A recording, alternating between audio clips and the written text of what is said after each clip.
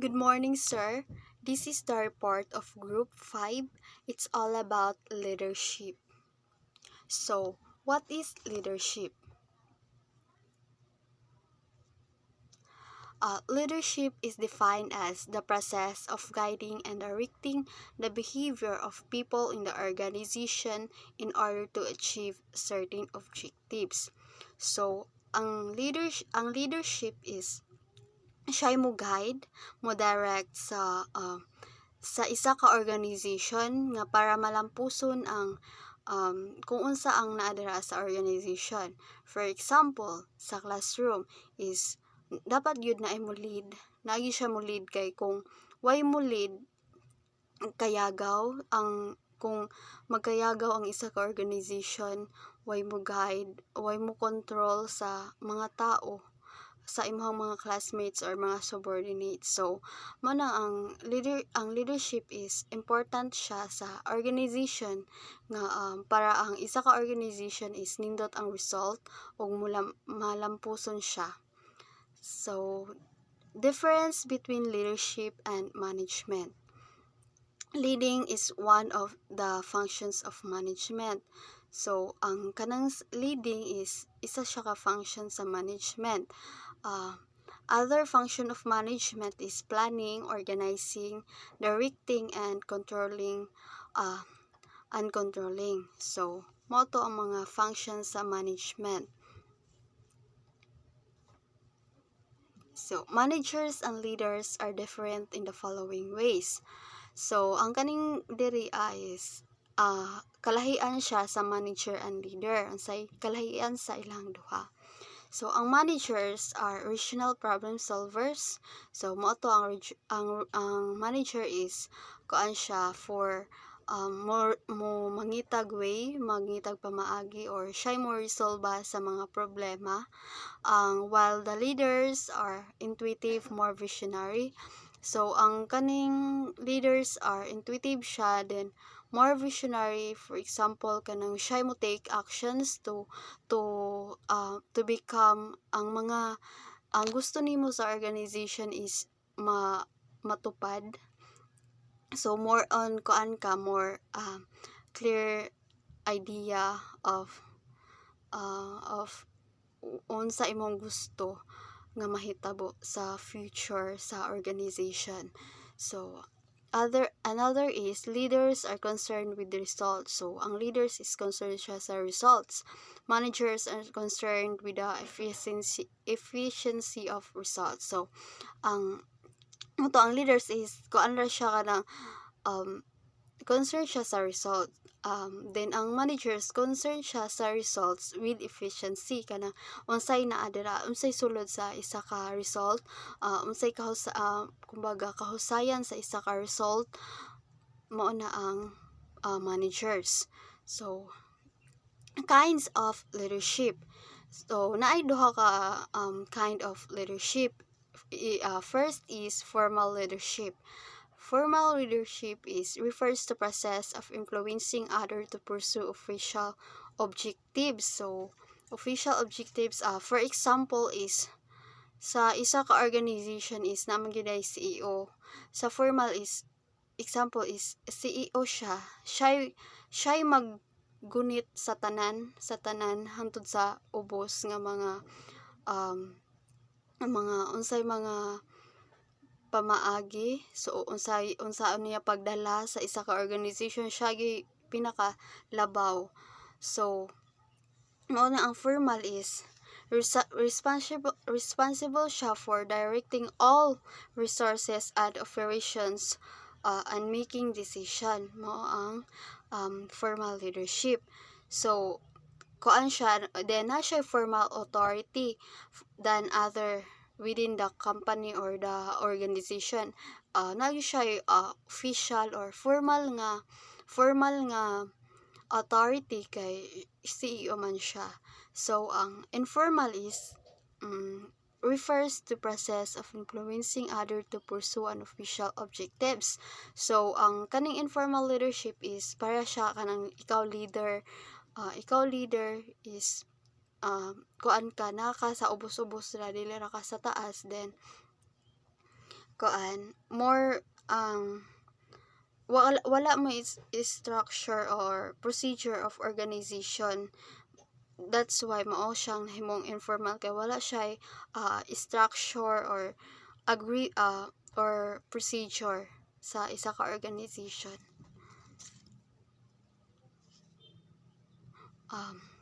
Power and the leader.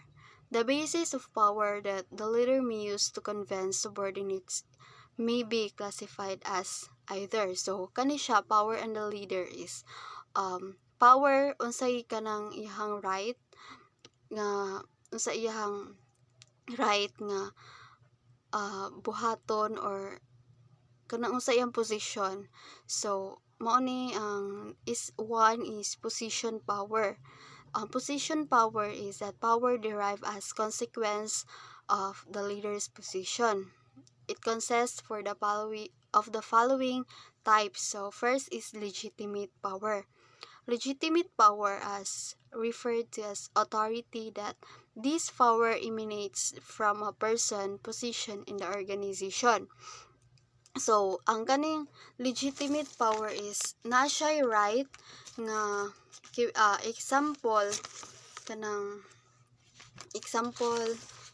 wala siya kanang kuan siya gitahasan sa isa ka manager kay kuan wala ang manager is nila ka, so siya sub more siya ni puli sa pag leader or siya gitahasan nga mahimong sub ana nga kuan nga dira nga part sa organization.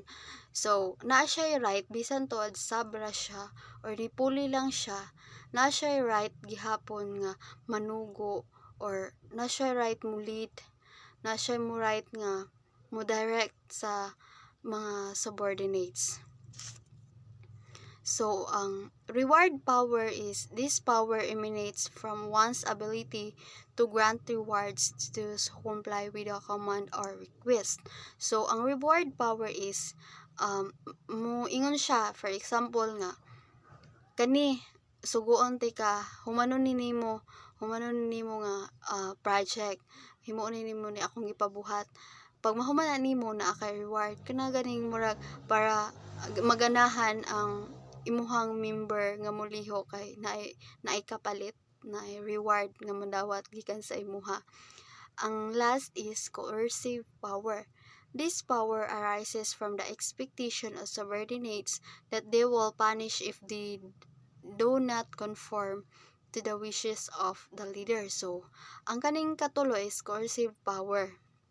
Naa ang for example, kung naisugo ang kanang naigisugo ang kuan ang leader sa imuha, so wa man nimo gituman kuanan ka panisyan ka. Pero kanang coercive power is wala siya dili siya pwede nga ginabuhat gyud ang coercive power kay maguba pod ang kanang naamong gud na ikuan sa mga member nga dili pod nga naon ba dapat nga naay punishment kung dili ma-grant ang kuan ang wish sa isa ka leader. So proceed ta sa personal power. So the leader's personal power results from his personal characteristics. So mga personal characteristics niya ang personal power. So first is expert power, who possess and can disperse valid information, generally exercise expert power over those on need of each information. So example ani is doctor, teacher, or kanang mga license, mga professional na gani. So valid ang iyang information nga ihatag kay expert man siya ana nga ihang work, expert siya. So example sa doktor, mangutana ka ingana unsa na siya nga mga sakit, unsa na siya nakay mga pangutana. So ang ilahang mga information nga ihatag sa imo is valid o kana lagi siya kuan tinuod gyud siya kay tungod siya expert man ana nga position, na siya right nga mohatag sa imong information, na siya right nga mag-istorya sa imuha kay kabalo siya, kay expert siya ana nga linya sa trabaho. Second is referent power.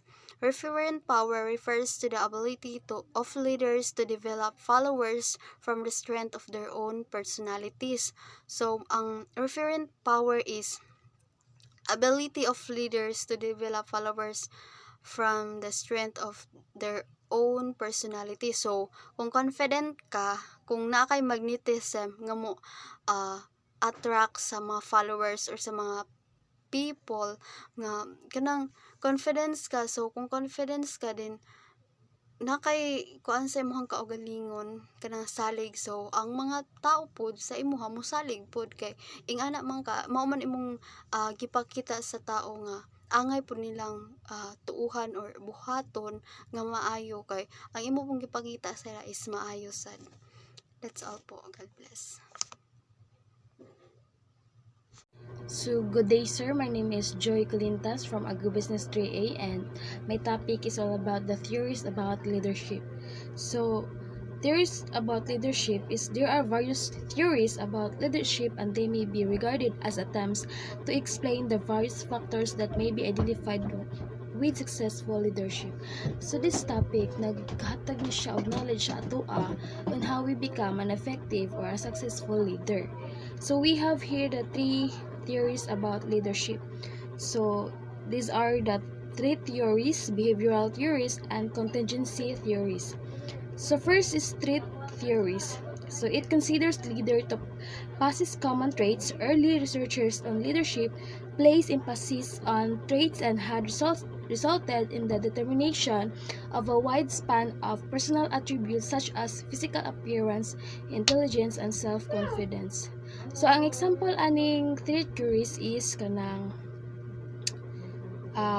adaptability, on how the leader will adapt their environment and how they will accepting responsibility. So how will they manage their responsibility? Then emotional stability. So emotional stable dapat ang leader diri sa trait theories. So we have here the next is leadership position following factors. So these are the position that leaders will must have. So the first is sociability. So ang sociability means that on how the leader will connect to his people. Next is persistence. Persistent is kanang more siya og kanang bisan pag magkalisod siya is naay siya ability nga buhaton gid na iyang responsibility and initiative, knowing how to get things done. So task oriented siya. Self-confidence, alertness to and insight into situation. Ang alertness is nagpasabot siya on how the leader will see or understand and act in a particular situation. So next is cooperatives and popularity, adaptability, and verbal facility. So mao na siya ang mga leadership position following factors. So next is general view of what good leaders have in common. So first is extravention. Extravention is individual who like being around people and are able to assert themselves. So mao ni sila mga introverts ang mga people nga gusto sila mapalibutan og daghang tao so that they can learn more about some things nga wala pa nila nabalaan. So ang consciousness is individuals who are disciplined and keep commitments that they make. So mao ni sila ang mga task-oriented people nga ibalik na sila disiplina silang kagalingon and kabalo sila mo commit sa ilahang kanang mga buhatonon.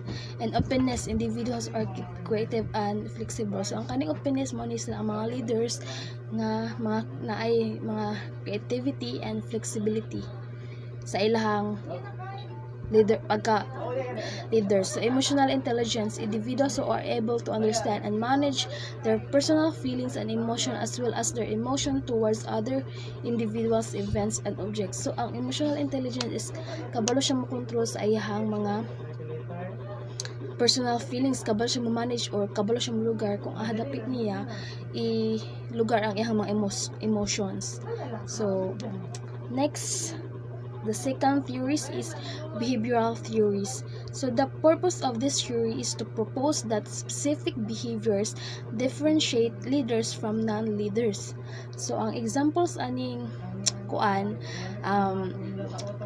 behavioral theories is matawang gingon ganina, ang example niya is kanang mga task oriented, kanang murag something mga people oriented nga mga leaders, looking tax oriented leader or mga people oriented leader.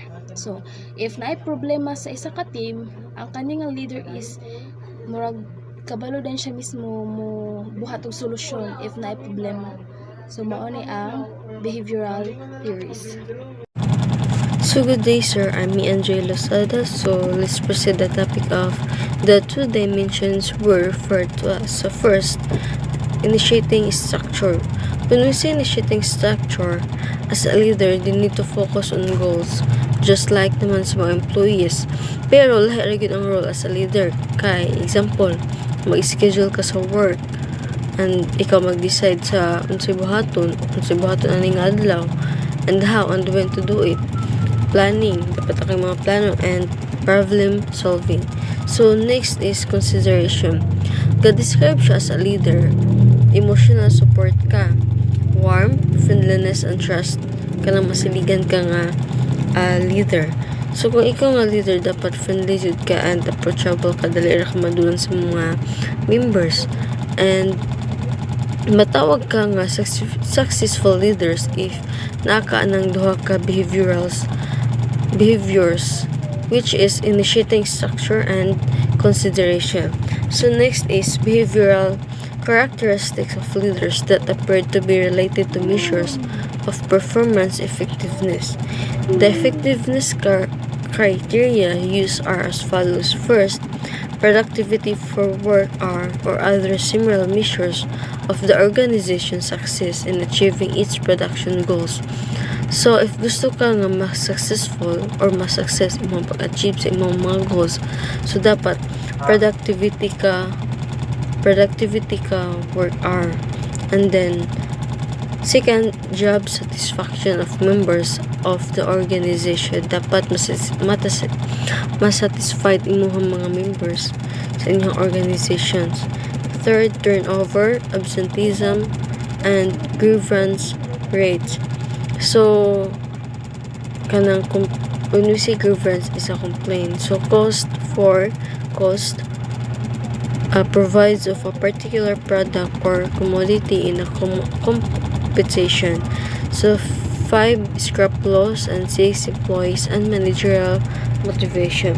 In the course of their studies, the researchers identified two distinct styles of leadership. First, job-centered, and second, employee-centered. So, when we say job-centered, a manager is a set ng work standards, tapos organize tasks, carefully prescribe the work methods to be followed, and supervise closely. So, next is employee-centered. Managers is nag-encourage sa group members to participate in goal setting and sa other work decisions, and help to ensure high performance by engineering trust and mutual respect. So, ang researchers found out nga ang pinaka-productive work groups tended to have leaders who were employee-centered rather than job-centered. So, let's proceed. The other researchers like Gray and Yule made one step further than the Michigan and Ohio State studies. They were able to isolate 19 behaviors consisting of the following. So, na siya 19 ka behaviors consisting. So, first is performance emphasis. As a leader, they try to improve productivity and efficiency, tries to keep subordinates working up to their capacity and checks on their performance. So, second, consideration. So, just like what I've said ganina, nga ang leader dapat friendly, supportive, and tries to be friend or to be fair and objective sa mga members. So, third is praise recognition. As a leader, you need to show appreciation if ang imong subordinates is nakatabang ang iyang ideas and suggestion. So 4 is decision participation. As a leader, you need to allow them sa pag-share sa ilang mga ideas. Kaya basin di ng mga ideas is makatabang sa inyong grupo or sa inyong organization. So 5th is training coaching. So as a leader sa imong members, if imong members is wala kabalo unsa buhaton or na mga butang wala nila nabaluan parts in organization, so you need to train them or coaching. Dapat imuha siya ang tudluan para makabalo siya kung say buhaton. So 6 is problem solving. So ikaw nga leader, if na mga problema nga maabot sa inyong organization, mag-initiate dayon ka sa buhaton kung unsay buhaton unsay solution ang mga problema. So 7 is work facilitation. So ikaw nga leader dapat mo-facilitate ka sa imong mga members sa ilang kinahanglan na supplies, equipments, supports, and services or other resources.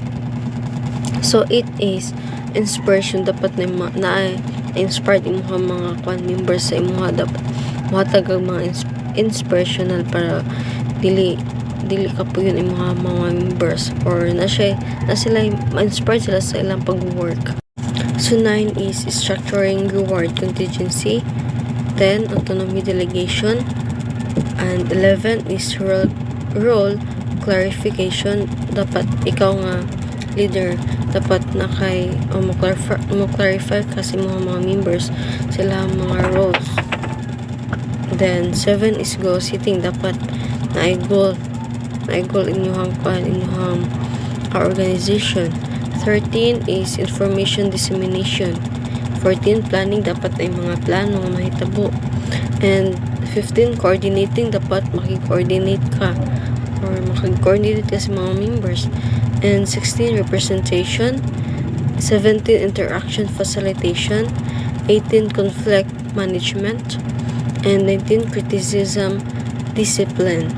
Dapat na mga disiplina ng gihapon nga mahitabo sa inyong grupo para namagay mga uban ng mga members is kanang magdasa bitaw sa iharap ang mga subordinates, magdasa or magsali. So dapat sa mga ina ng mga reason dapat madisiplinahan gyapon na siya ng mga butang para fair ang inyong grupo, fair inyong pag-work. So that's all. Thank you, sir.